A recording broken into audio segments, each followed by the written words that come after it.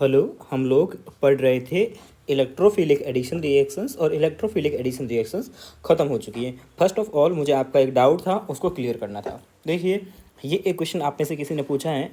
इसको आपको पता है कि ये आपकी एल्कीन है और एल्कीन के साथ में कोई भी दिया हो वो इलेक्ट्रोफिलिक एडिशन रिएक्शन ही करता है। मैंने आपको 6 रिएक्शंस दिखाई थी, वही आपके एग्ज़ाम में आती, उसमें से 5 एग्ज़ाम में आती हैं और उसके कम चांस होते हैं OMDM के। और NOCl की रिएक्शंस भी आउट ऑफ NCERT है। तो आपको अगर आउट ऑफ NCERT मान लीजिए नहीं आएगी, मतलब 99.99% नहीं आएगी, अगर आ जाती है तो आपको मैकेनिज्म फॉलो करनी है। ओके, इलेक्ट्रोफिलिक एडिशन रिएक्शन में अपन क्या करते थे कि इसको NO प्लस और Cl माइनस में तोड़ देंगे। भाई ब्रेक करना तो आपको आना चाहिए। आपने इन जनरल देखा होगा कि NO प्लस में रहता है और C क्लोराइड हमेशा माइनस में रहता है। तो इलेक्ट्रोफाइल और न्यूक्लियोफाइल में तोड़ दिया पहले इसको। तो ये बात आपके माइंड में आना चाहिए कि जब भी कुछ मिलेगा उसको इलेक्ट्रोफाइल और न्यूक्लियोफाइल में तोड़ देंगे। फिर अगला क्या था कि इलेक्ट्रोफाइल को वहाँ लगाएंगे जहाँ हाइड्रोजन ज़्यादा है। अब हाइड्रोजन यहाँ भी एक है, यहाँ भी एक है। तो अब अगर यहाँ लगाते हैं अपन हाइड्रोजन को, इसके ऊपर में हाइड्रोजन को, ठीक है, हाइड्रोजन मतलब कि ये NO प्लस है, सॉरी Na प्लस नहीं है, NO प्लस है। अगर NO प्लस को मैं यहाँ लगाता हूँ तो यहाँ कार्बोकैटायन बनेगा, ये डबल बॉन्ड हट जाएगा, यहाँ कार्बोकैटायन बनेगा और वो कार्बोकैटायन स्टेबल बनेगा क्योंकि अब बेंजीन रिंग है, यहाँ पे फिनाइल रिंग है, तो यही कार्बोकैटायन बनेगा। और उसके बाद में न्यूक्लियोफाइल आकर के इस कार्बन के ऊपर में अटैक कर देगा। तो आसान तो रिएक्शन थी। NO प्लस एक जगह अटैक किया, दूसरी जगह Cl माइनस अटैक किया, बहुत आसान सा। ओके, तो ऐसे ही आएगा। इसको NOCl को टिल्डे एंड रीजेंट बोलते हैं और ये सब फालतू की बातें आपके एग्जाम में नहीं आने वाली हैं, एग्जाम में उतना ही आएगा।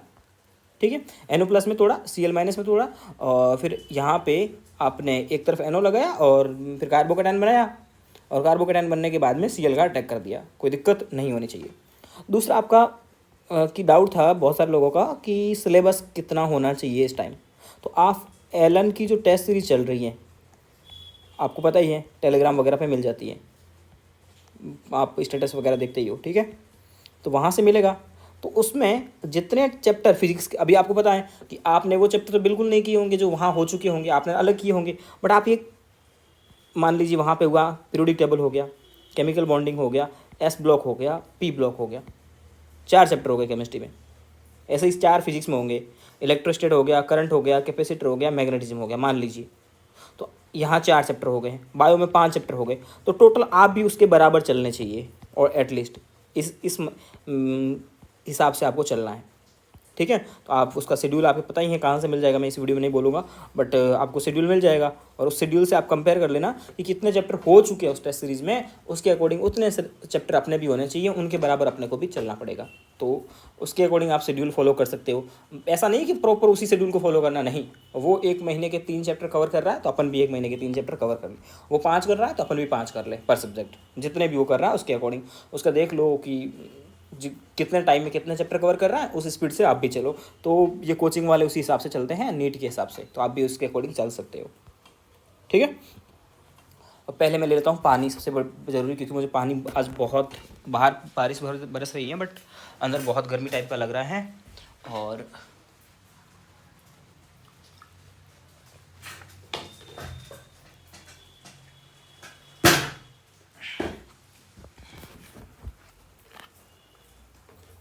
तो चलिए शुरू करते हैं अपन लोग।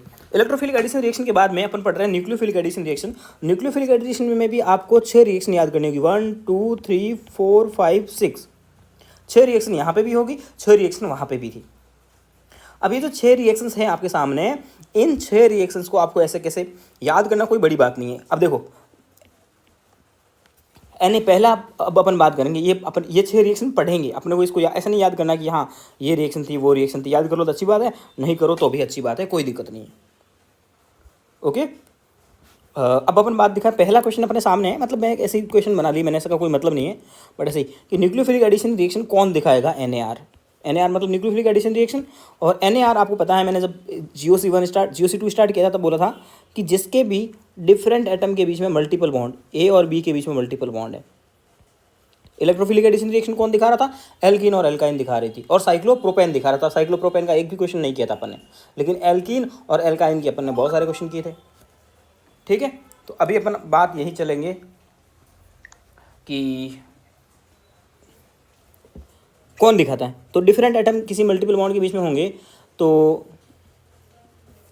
अब अपन क्या करेंगे कि एल्डिहाइड और देखो इसमें पहले बता दूं मैं आपको कि C double bond O H और ये आर, या फिर इसको और शॉर्ट में लिखते हैं R C H O, aldehyde show करेगा। R C double bond O R ketone show करेगा। R C triple bond N ये शो करेगा।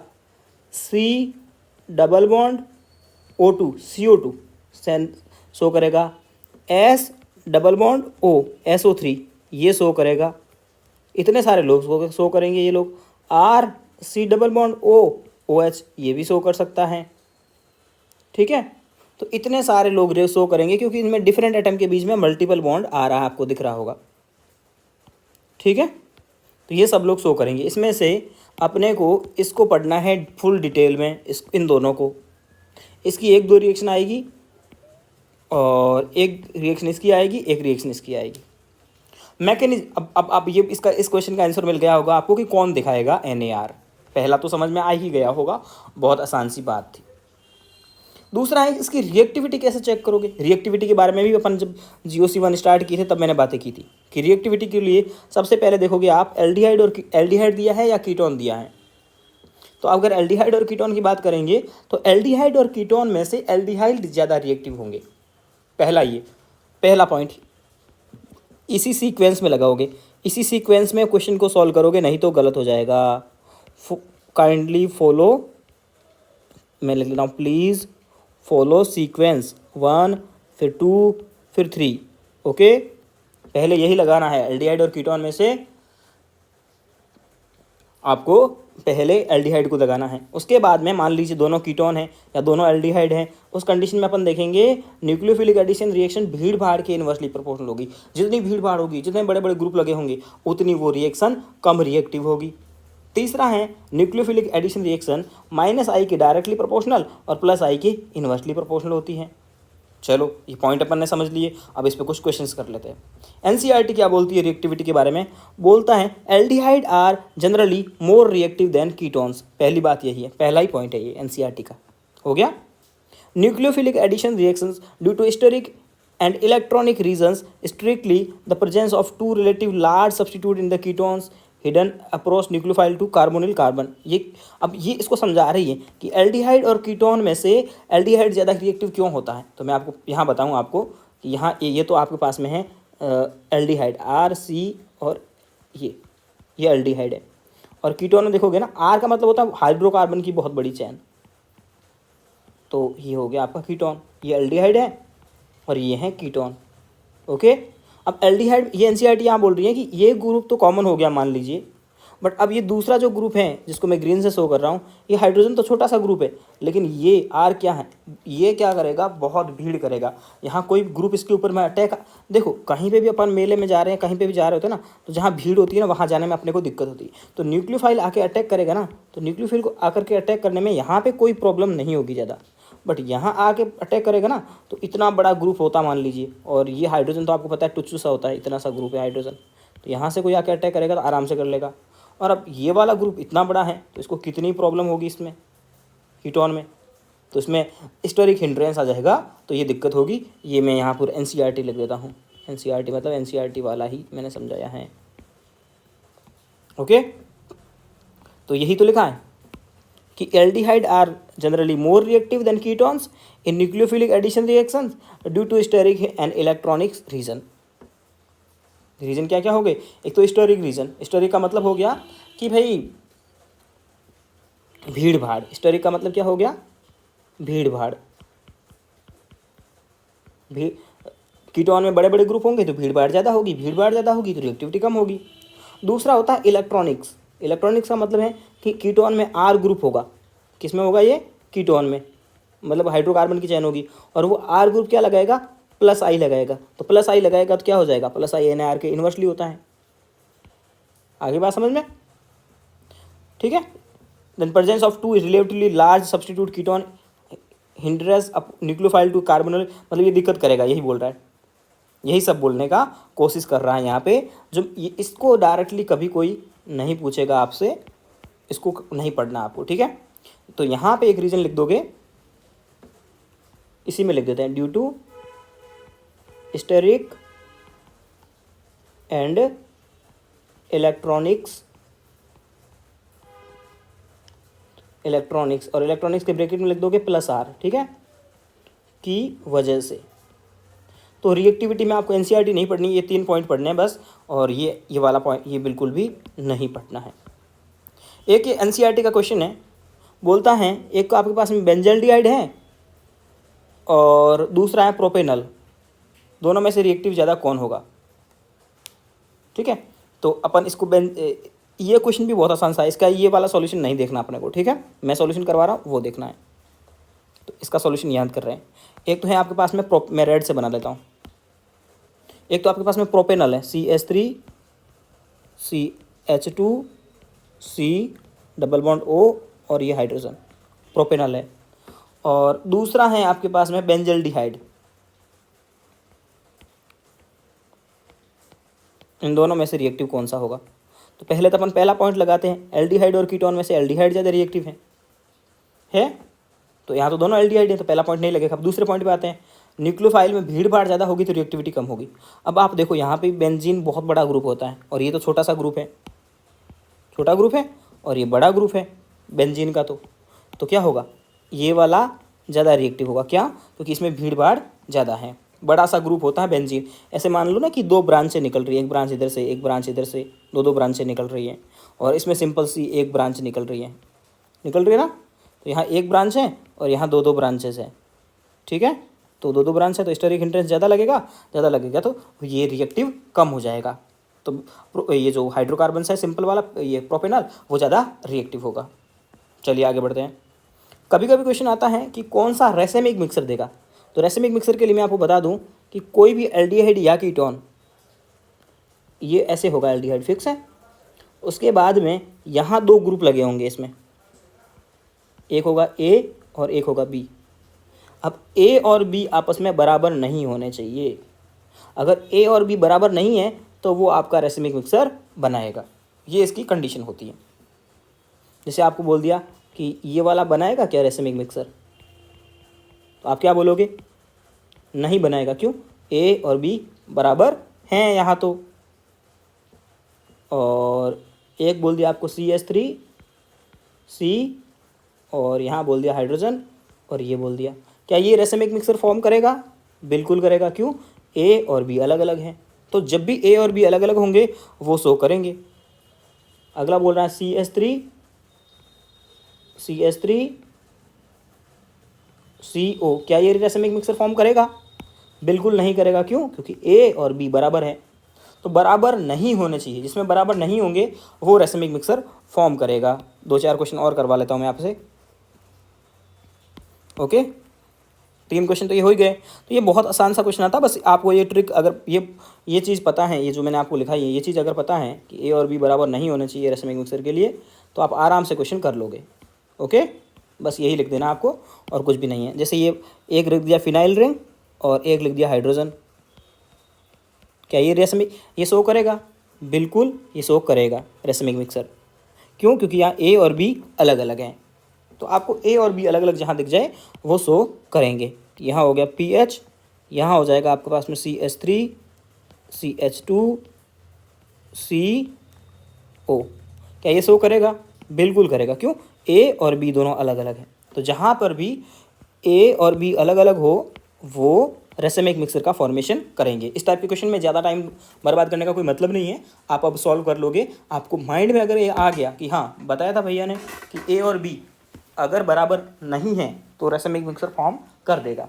ओके, चलिए अगला ये एनसीईआरटी का क्वेश्चन है, इसमें अपने को न्यूक्लियोफिलिक एडिशन के अकॉर्डिंग इसको सेट करना है। पहला क्वेश्चन करते हैं, क्या पहले इसकी स्ट्रक्चर बना लेते हैं। इथेनॉल CH3 CHO, इथेनॉल हो गया, 2 carbon. Propanol 3 carbon, CH3 CH2 CHO, 3 carbon. अगला है प्रोपेनॉन, 3 कार्बन है बट नॉन मतलब कीटोन है, CH3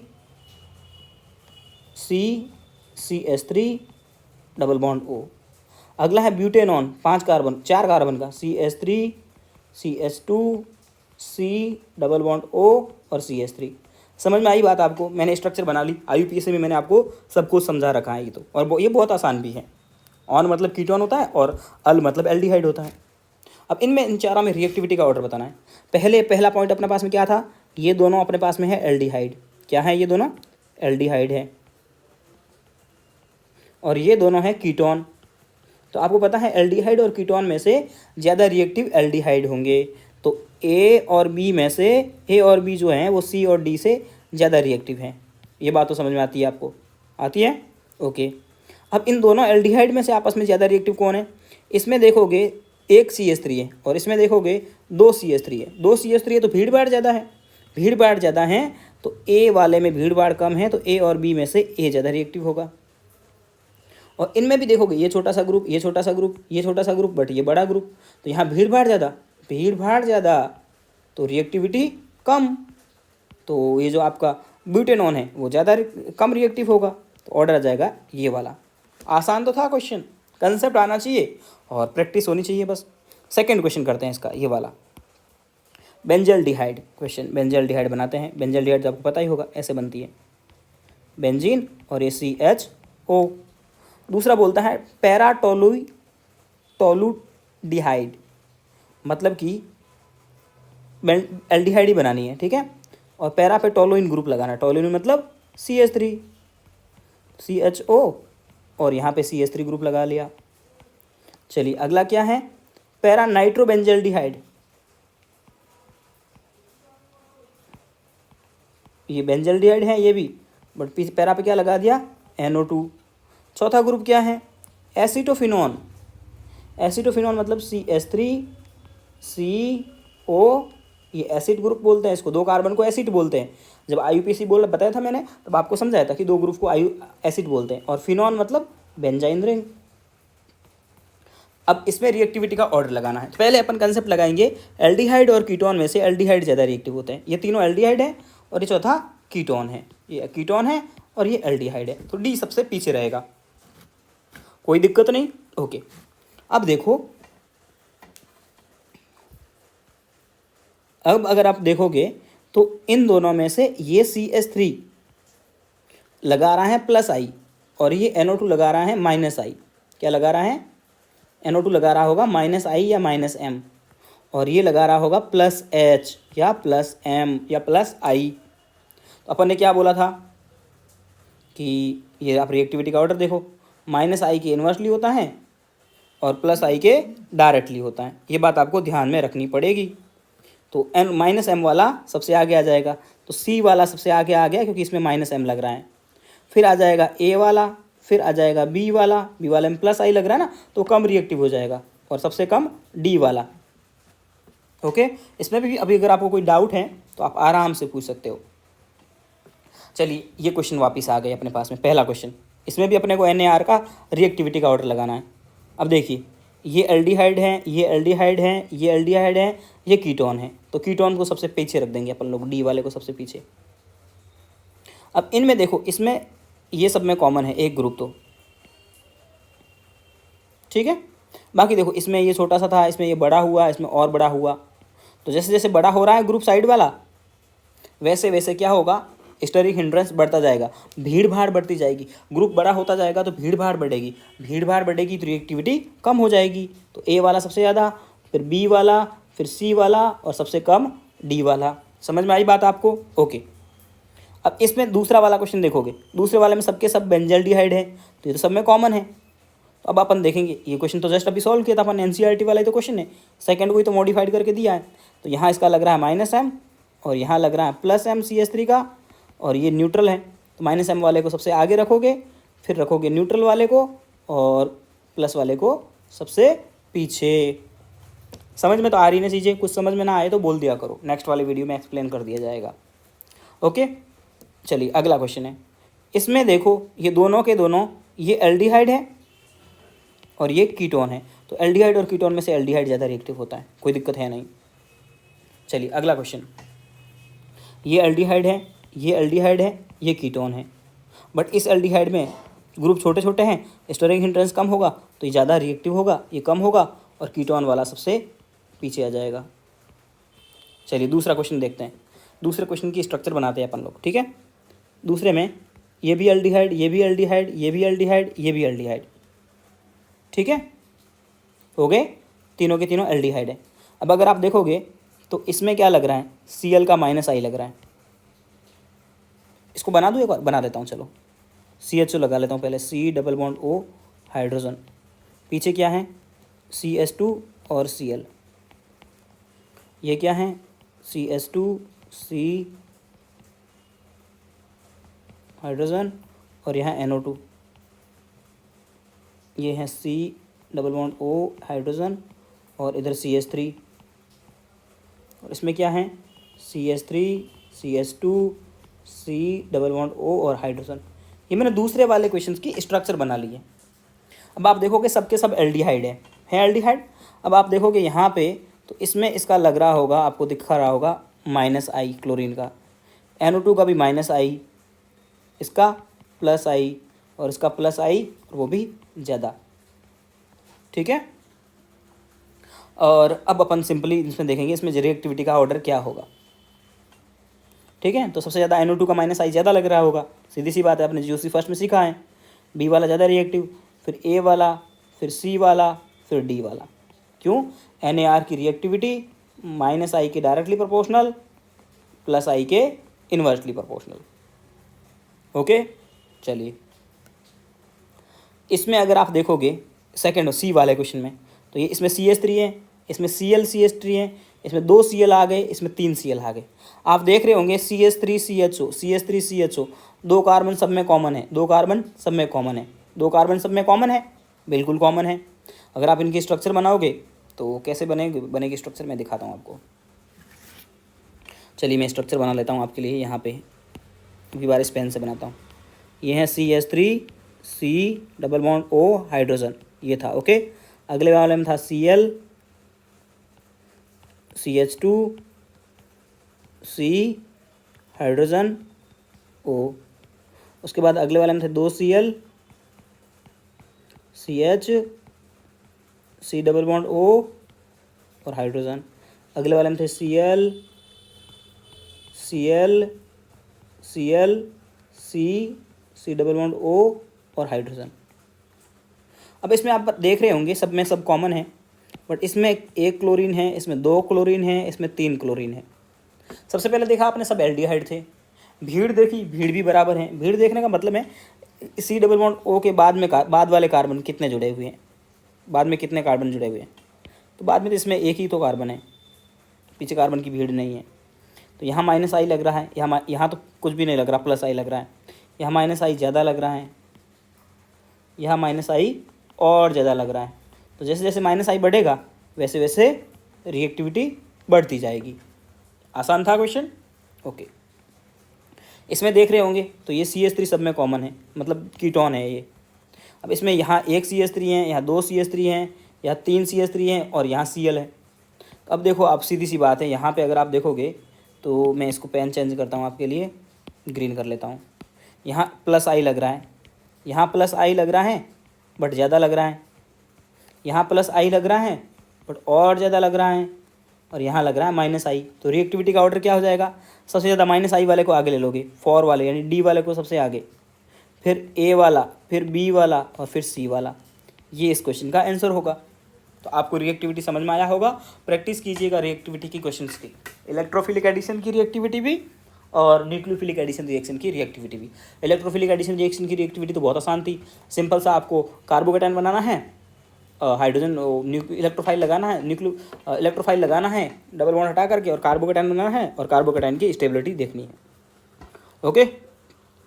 अब अपन आते हैं इसकी मैकेनिज्म क्या होती है, इसकी मैकेनिज्म अपने को आज पढ़नी है मेनली। तो जैसे इलेक्ट्रोफिलिक एडिशन की रिएक्शन की मैकेनिज्म आपको याद दिलाऊं मैं, कुछ भी नहीं था, पहले इलेक्ट्रोफाइल और न्यूक्लियोफाइल में तोड़ दो, फिर इलेक्ट्रोफाइल को वहाँ अटैक करवा दो जहाँ हाइड्रोजन ज़्यादा है और कार्बोकेटाइन बना दो, फिर अगर रीअरेंजमेंट होता है तो करवा दो, रिंग एक्सपेंशन होता है तो करवा दो, रिंग कॉन्ट्रैक्शन होता है तो करवा दो, और नहीं तो फिर न्यूक्लियोफाइल का अटैक करवा दो। ये इसकी मैकेनिज्म थी। यहाँ पर मैकेनिज्म क्या आती होगी, यहाँ पर भी इलेक्ट्रोफाइल और न्यूक्लियोफाइल में ब्रेक करना होगा। जैसे आपको HCN दे दिया तो आप कैसे ब्रेक करोगे इसको, H+ और CN- में करोगे, कर दोगे। उसके बाद में आपको मिलेगा ऐसे R R C double bond O मिलेगा। तो आप इस डबल बॉन्ड को चीर दोगे यहाँ से बीच में से, मतलब कि डबल बॉन्ड को चीर करके ऐसे कर दोगे, कर दिया ऐसे, ठीक है, आपने कर दिया ऐसे, कर दिया। उसके बाद में कार्बन से डायरेक्ट आप न्यूक्लियोफाइल अटैच कर दोगे। आपने जो न्यूक्लियोफाइल तोड़ा था नेगेटिव वाला, वो डायरेक्ट कार्बन से जोड़ दोगे, और जो इलेक्ट्रोफाइल बचेगा उसको ऑक्सीजन के पास में लगा लोगे। तो इसकी मैकेनिज्म तो बहुत आसान है। इलेक्ट्रोफाइल को तोड़ो, इलेक्ट्रोफाइल और न्यूक्लियोफाइल को तोड़ो, आपको ये याद ही रह जाएगा। बस इतना ही याद रखना आपको, यही इसकी मैकेनिज्म है। R C double bond O, दूसरा स्टेप यही होगा। इलेक्ट्रोफाइल और न्यूक्लियोफाइल आपके पास में पड़े हैं, बस क्या करोगे, डबल बॉन्ड को चीरोगे, ऑक्सीजन के पास में इलेक्ट्रोफाइल और कार्बन से डायरेक्ट न्यूक्लियोफाइल। तो आसान तो मैकेनिज्म है इसकी। इसको मैं एक बॉक्स में बंद कर लेता हूँ आपके लिए। ऐसा कुछ होता था, हाँ बिल्कुल।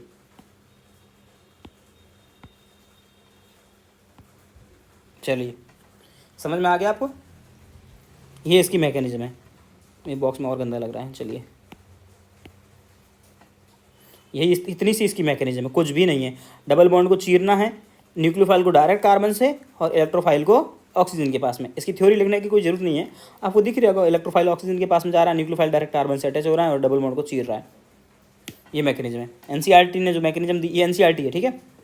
क्या बोला है, न्यूक्लियोफाइल आकर के इस कार्बन के ऊपर में अटैक करेगा, करेगा, बिल्कुल। मैम ने भी यही बोला है कि न्यूक्लियोफाइल को डायरेक्ट कार्बन के ऊपर लगाओगे, बोला है, बिल्कुल बोला है। तो न्यूक्लियोफाइल को डायरेक्ट कार्बन के ऊपर में लगाना है। इसने भी बोला है कि न्यूक्लियोफाइल का अटैक डायरेक्ट कार्बन के ऊपर करवा दो, बिल्कुल करवा दिया अपन ने, करवा दिया न्यूक्लियोफाइल को। और उसके बाद में पहले ये प्लेनर ज्योमेट्री थी, कैसी थी, प्लेनर थी। जब अपन ने जियो हाइड्रोकार्बन पढ़ा था, हाइड्रोकार्बन क्या, सॉरी वो IUPAC पढ़ा था, तो अपन ने बोला था कि या इसका हाइब्रिडाइजेशन क्या होगा, हाइब्रिडाइजेशन निकालोगे इसका sp2 आएगा।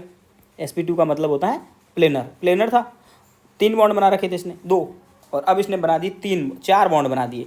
तो अब ये बन जाएगा आपका टेट्राहेड्रल। कैसा बन जाएगा, टेट्राहेड्रल ज्योमेट्री। हाइब्रिडाइजेशन क्या हो जाएगा इसका, sp3, 4 बॉन्ड बना रखे मतलब sp3। ओके, ये हुआ, तो ये इंटरमीडिएट बन जाएगा, ठीक है। उसके बाद में इलेक्ट्रोफाइल आके अटैक कर लेगा इसके ऊपर में। इलेक्ट्रोफाइल कहाँ अटैक करेगा, ऑक्सीजन के पास में। तो आसान तो है, जितना मैंने बताया वही मैकेनिज्म इसकी, कि डबल बॉन्ड को चीर दो, इलेक्ट्रोफाइल को ऑक्सीजन के पास चिपका दो और न्यूक्लियोफाइल को डायरेक्ट कार्बन से चिपका दो, बस बात खत्म। ओके, मैकेनिज्म क्या बोल रहा है, a nucleophile attacks on the electrophilic carbon. Nucleophile electrophilic carbon के ऊपर अटैक करता है। The polar carbonyl group form direction approximately perpendicular to sp2 hybridized carbon. ये sp2 हाइब्रिडाइज्ड कार्बन था, उसके ऊपर अटैक करता है, इंटरमीडिएट बनता है, हाइब्रिडाइजेशन चेंज। ये लाइन याद रखना, हाइब्रिडाइज कार्बन का हाइब्रिडाइजेशन चेंज होता है जब आप NAR रिएक्शन पढ़ते हो, तो कार्बन का हाइब्रिडाइजेशन sp2 से sp3 हो जाता है। ओके, बाकी आपको कोई भी थ्योरी नहीं पढ़नी है, एक बार फास्ट पढ़ो तो पढ़ लेना, बाकी कोई दिक्कत नहीं है। तो ये एक स्टेटमेंट बेस्ड क्वेश्चन आ सकता है कि भाई हाइब्रिडाइजेशन कैसे चेंज हुआ है। तो पहले इसने 3 ही मॉलिक्यूल अटैच कर रखे थे, sp2 हाइब्रिडाइजेशन था, अब 4 मॉलिक्यूल अटैच कर दिए तो sp2 से sp3 हो गया। तो मैं यहाँ पे भी लिख दूँ, sp2 था पहले इसका हाइब्रिडाइजेशन, और अब यहाँ पे हो गया sp3, तो sp2 से sp3 हो गया। ओके, अब अपन एक रिएक्शन पढ़ते हैं एल्डिहाइड और कीटोन की। जब बाकी अपन जो 5 रिएक्शंस बचेगी उसको अपन बाद में पढ़ेंगे, बट अभी अपने को एक रिएक्शंस पढ़नी ही होगी, ठीक है। जैसे कि ये क्वेश्चन है, अब मैकेनिज्म अपन वही फॉलो करेंगे और ज़्यादा अपन बात नहीं करेंगे, सीधी सिंपल सी बात करेंगे। मान लीजिए ये आपको दिया हुआ है एक ketone CH3C double bond O दिया हुआ है। ओके, अब क्या करना है आपको, इसकी रिएक्शन करवानी है HCN के साथ में। ये आप रिएक्शन पढ़ो तो आपके दिमाग में पहली बात तो ये आनी चाहिए कि ये NAR रिएक्शन है। कैसे आएगी कि एल्डिहाइड या कीटोन दिया है तो NAR रिएक्शन ही करेंगे। HCN है तो HCN को ब्रेक कर दोगे आप। कैसे ब्रेक करोगे, H+ में ब्रेक करोगे और CN- में ब्रेक करोगे। अब इसकी मैकेनिज्म क्या है, इसकी मैकेनिज्म है कि सिंपल सी बात है, डबल बॉन्ड को चीर दो। आपने डबल बॉन्ड को चीर दिया, चीर दिया। दूसरा पॉइंट होता है डबल बॉन्ड को चीरने के बाद में न्यूक्लियोफाइल यानी कि CN, न्यूक्लियोफाइल को डायरेक्ट कार्बन से अटैच कर दो और इलेक्ट्रोफाइल को ऑक्सीजन के पास में ऐड कर दो। तो ये आपका बन गया प्रोडक्ट। अब आप बताओ मेरे को कि ये क्या रेसिमिक मिक्सर फॉर्मेशन करेगा? नहीं करेगा। क्यों नहीं करेगा? तो ए और बी बराबर नहीं है। तो ऐसा क्वेश्चन आएगा, रेसिमिक मिक्सर फॉर्म कर रहा है नहीं कर रहा है? तो आप बोल दोगे नहीं कर रहा है। इस प्रोडक्ट को बोलते हैं साइनोहाइड्रीन। क्या बोलते हैं? साइनोहाइड्रीन। एनसीईआरटी में बोलते हैं। साइनो भी है और हाइड्रोक्सी ग्रुप भी है। साइनो मतलब CN और हाइड्रोक्सी ग्रुप भी है, तो इसे बोलते हैं साइनोहाइड्रीन। क्या बोलते हैं? साइनोहाइड्रीन बोलते हैं इस ग्रुप को। तो ये एक आसान सी रिएक्शन थी, कोई दिक्कत भी नहीं हुई होगी आपको। तो देखिए HCN, ये देखिए ये एल्डिहाइड कीटोन था, CN के ऊपर अटैक किया डायरेक्ट। देखिए ये CN यहाँ डायरेक्ट कार्बन पे अटैक कर दिया, ऑक्सीजन के पास में इलेक्ट्रोफाइल आ गया, बन गया ये टेट्राहेड्रल इंटरमीडिएट बन गया आपके पास में। बना कि नहीं बना? इसको साइनोहाइड्रीन बोलते हैं। ठीक है, अब इसके बारे में आपको 1-2 पॉइंट एक्स्ट्रा याद करना। रिएक्शन तो बहुत आसान थी, कुछ था भी नहीं हार्ड इसमें, सिंपल सा बात था कि एल्डिहाइड या कीटोन दिया, यहाँ पे कुछ भी ग्रुप देना, एल्डिहाइड दे देगा तो आपको क्या दिक्कत हो जाएगी कुछ? जैसे मान लो CH यहाँ पे आपको दे दिया, बेंजीन रिंग दे दिया, ठीक है, कार्बन, और यहाँ दे दिया हाइड्रोजन, और इसकी रिएक्शन करवानी है HCN के साथ में। तो अब इसमें आपको कोई दिक्कत होगी क्या? कोई आपत्ति नहीं है। आपको बताएं, आप बोलोगे कि हमें तो अच्छे से समझ में आ चुका है अब ये, कि कुछ भी नहीं करना है, पीछे वाले को तो ऐसे कैसे ड्रॉ कर देना है, कर दोगे, और ऑक्सीजन के डबल बॉन्ड को चीर दोगे, इलेक्ट्रोफाइल को हाइड्रोजन के पास में और न्यूक्लियोफाइल को कार्बन के पास में रख दोगे। न्यूक्लियोफाइल मतलब कि CN। ओके, तो आसान है रिएक्शन, कोई दिक्कत है नहीं। अब इसमें दो पॉइंट आपको याद रखने हैं। पहला पॉइंट तो ये है कि ऐसा होता है, ये HCN जो है ना, अपन ने तो बोला HCN H+ और CN- में टूट गया, ये इतना आसानी से टूटता नहीं है HCN। ठीक है, तो इसको तोड़ने के लिए इसमें OH- यानी कि बेस मिला रहे हैं। क्या मिला रहे हैं? बेस। क्या है? बेस। और ये क्या था? वीक एसिड था। क्या था? Weak acid. तो टूट नहीं रहा था। जैसे ही बेस मिलाया, एसिड बेस रिएक्शन हुई और पानी बन गया साइड में, और CN- आसानी से टूट गया। तो यही बोला है कि एल्डिहाइड और कीटोन HCN के साथ रिएक्शन करते हैं, ये तो कोई बात दिक्कत नहीं है। और इंटरमीडिएट साइनोहाइड्रीन बनाते हैं, ये भी कोई दिक्कत नहीं है, ये भी आपने देख लिया होगा। साइनोहाइड्रीन मैंने बोला था। उसके बाद में बोला है ये रिएक्शन बहुत स्लो होती है अगर प्योर HCN ले लिया जाए। प्योर मतलब अकेला HCN ले लिया जाए तो स्लो होती है रिएक्शन। और इस रिएक्शन को कैटेलाइज करने के लिए अपन लोग क्या करते हैं? बेस लेते हैं साथ में, इस कैटेलाइज बाई बेस। ठीक है ना? क्यों? क्योंकि बेस इससे रिएक्शन करेगा, एसिड और बेस रिएक्शन करेगा तो न्यूट्रल हो जाएगा। एसिड बेस रिएक्शन करके क्या बनाएंगे? पानी, और साइड में बच जाएगा CN-, तो वो CN- अटैक कर देगा। तो आपके माइंड में ये बात अच्छे से आनी चाहिए कि HCN प्योर लोगे तो आसानी से नहीं टूट रहा था, तो अपन ने साथ में बेस ले लिया तो वो टूटने लगेगा, और टूटेगा तो अपनी आखिर की रिएक्शन हो जाएगी। पहली बात तो ये है। ठीक है, दूसरी बात ये है कि ये है ना, बहुत सारी रिएक्शंस का इंटरमीडिएट होता है। कौन? मतलब कि ये साइनोहाइड्रीन जो है ना, इससे आप कुछ भी बना सकते हो। ये वाली लाइन को मैं वापस यहाँ से डिकोड करके यहाँ से उठाता हूँ और नीचे ले जाके आपको समझाता हूँ। कॉपी किया यहाँ से, ओके, और यहाँ ला के आपको समझाता हूँ। मतलब कि आपने NAR रिएक्शन करवाई और बना दिया आपने साइनोहाइड्रीन। क्या बना दिया? साइनोहाइड्रीन बना दिया। इस साइनोहाइड्रीन से आप चाहोगे तो लेक्टामाइड बना सकते हो। मतलब कि लेक्टामाइड बोलने से अच्छा है कि मैं बोल दूं एमाइड बना सकते हो। आगे अपने को ऑर्गेनिक केमिस्ट्री में कुछ बनाना होगा तो बनाते रहेंगे अपन। एमाइड बना सकते हो इससे आप एसिड बना सकते हो, और इससे आप एमाइनो अल्कोहल बना सकते हो। नहीं याद करना क्या बना दोगे, बस बताने की कोशिश कर रहा हूँ। Dot dot dot dot dot ऐसे बहुत सारे प्रोडक्ट आप साइनोहाइड्रीन से बना सकते हो। कहने का मतलब है NCERT का कि ऑर्गेनिक केमिस्ट्री में साइनोहाइड्रीन एक ऐसा इंटरमीडिएट है जिससे बहुत सारी चीज़ें बनाई जा सकती हैं। जैसे आप पढ़ते हो ना बायोलॉजी में, क्रेब साइकिल पढ़ते हो, या वो पढ़ते हो एक वो साइकिल, हाँ क्रेब साइकिल ही होता है। ठीक है, सिट्रिक एसिड साइकिल, उसमें वो अल्फ़ा कीटोग्लूट्रेट वगैरह बनता है, जो कि उससे बहुत सारी चीज़ें और बाद में बना सकते हैं। तो वैसे ही ये साइनोहाइड्रीन इंटरमीडिएट है, उससे बहुत सारे सिंथेटिक चीज़ें बनाई जा सकती है। ऐसा ये बोलना चाहता है। आपने NCERT से भी इस चीज़ को पढ़ लिया। ठीक है, चलिए आज इतना बहुत है। और दूसरी मैं बता दूं आपको, ये वाला PDF जो यहाँ तक मैंने पढ़ाया है ना, ये PDF आपको मेरे एक व्हाट्सएप पे मिल व्हाट्सएप नहीं, टेलीग्राम पे मिल जाएगा, और उस टेलीग्राम की लिंक आपको यहाँ नीचे दिख रही होगी कमेंट बॉक्स में, ठीक है। और ये टेलीग्राम ग्रुप प्लीज़ आप किसी के साथ में शेयर मत करना, क्योंकि इस टेलीग्राम का लिंक मैंने उन्हीं लोगों को दिया जो इस वीडियो से पढ़ रहे हैं, और सबसे लास्ट में बोला गया है टेलीग्राम के बारे में, ठीक है। तो ये PDF भी मिल जाएगा वहाँ पे आपको, और भी कोई डाउट होगा तो आप वहाँ पूछ सकते हो, कोई दिक्कत नहीं है, पर्सनल है वो, ठीक है। तो आज यहाँ ख़त्म करते हैं। कल संडे को कोई वीडियो नहीं आएगा। कल संडे तक आप इलेक्ट्रोफिलिक एडिशन रिएक्शन बैठ करके 2 घंटे बैठना, 2 घंटे में आप पूरी इलेक्ट्रोफिलिक एडिशन रिएक्शन रिवाइज़ कर सकते हो। ये PDF ले ही लोगे और PDF लेकर के अच्छे से रिवाइज़ कर लेना। Okay, thank you.